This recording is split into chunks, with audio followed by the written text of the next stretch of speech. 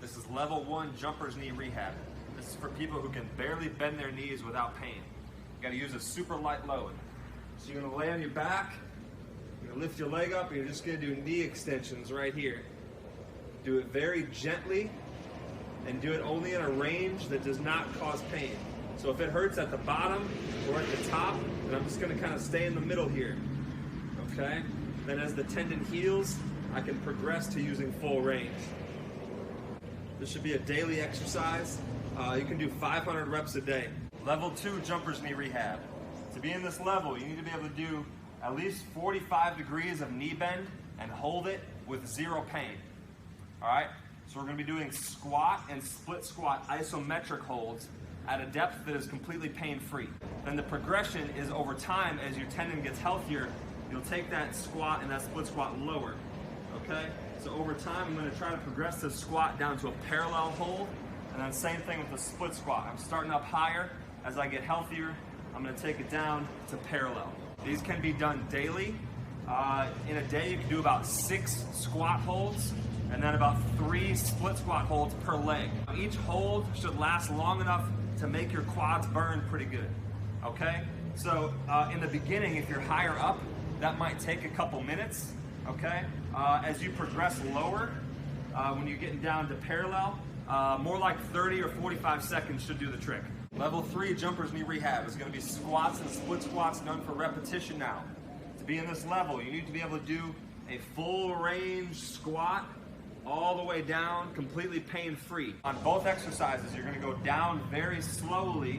That's important because you're gonna be more gentle on your quad tendon that way. On the squats, most people will want to use heel elevation to take ankle mobility out of the equation. On the split squat, go down very slowly and just touch that back knee to the ground and then come back up. The progression in this level is gonna come from adding weight to these exercises. So first make sure that you can do both with body weight, completely pain-free, then very patiently add weight. Over time, these 2 exercises should be able to take you pretty far down the road to quadriceps tendon health. You can do squats and split squats with body weight daily. Doing them with additional weight is something you do more like twice a week. Do something like 3 sets of 10 reps on both exercises. Jumper's knee level 4. Before trying this, you have to be in level 3 with no pain for at least a month. Okay, so we're doing a single leg squat off the side of a box. You can elevate your heel as much as you need to take ankle mobility out of the picture. All right, so we're starting up top, lowering down, slow and controlled, going as low as you can, and then coming up. Now, if you've been in level 3 for a while, this should not cause pain. If there is a point where it causes pain, then stop before you get to that point. All right, so the first progression is obviously just being able to take this all the way down, okay? If full depth becomes easy to do for 10 reps, then you can try doing it with your hands behind your back, which is significantly harder. And if that gets easy, then you can start adding small amounts of weight behind your back. Do this exercise once per week, something like 2 sets of 10 each leg. Jumper's knee level 5 is a knee squat. So we're gonna keep the hips straight. We're going to push the knees forward. We're going to try to take this as low as we can. Now the balance is tricky on that, so if you want to use something to help you balance, that's probably a good idea. Now the eventual goal is to be able to do full knee flexion on this. But as always, we don't want to fight through pain. So if you have pain when you go all the way down, then you can progress to it in 2 different ways. One, you could just do partial range of motion, right? And then try to work your way down over time. The other way, though, is you could deload, take some of the weight off by using support with your hands, and then do it like this with a lighter load. And you could try to progress it that way. Just like the single leg squats, this is going to be a once a week exercise, and maybe do 2 or 3 sets of 10. This is a reverse sled drag. This is the most effective exercise that I've found for curing patellar tendonitis, also known as jumper's knee. It's pretty self-explanatory. You put some weight on a sled and you walk backwards while dragging it. The key to this is that the movement is steady. Notice I'm not trying to run backwards here. You want a slow, steady movement, and you don't want to be bending your knees too far. The goal is to work the quads and the patellar tendon, but with a moderate, controlled stress. That's going to stimulate strengthening without causing any further inflammation or pain. And both the weight on the sled and the surface you drag it on will affect the difficulty. You want to start easier and then progress to harder. Set should be long enough to create a good burn in the quad muscles. Now notice I'm doing the exercise with my feet pointed out. What that does is puts the focus on the vastus medialis. That's the quad muscle just above the knee on the inside of the thigh.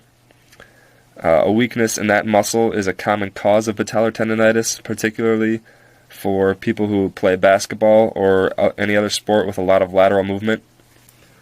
Now, I've been playing ball a few times a week in recent months, and I've had some tendonitis. These reverse sled drags have honestly fixed it in one day.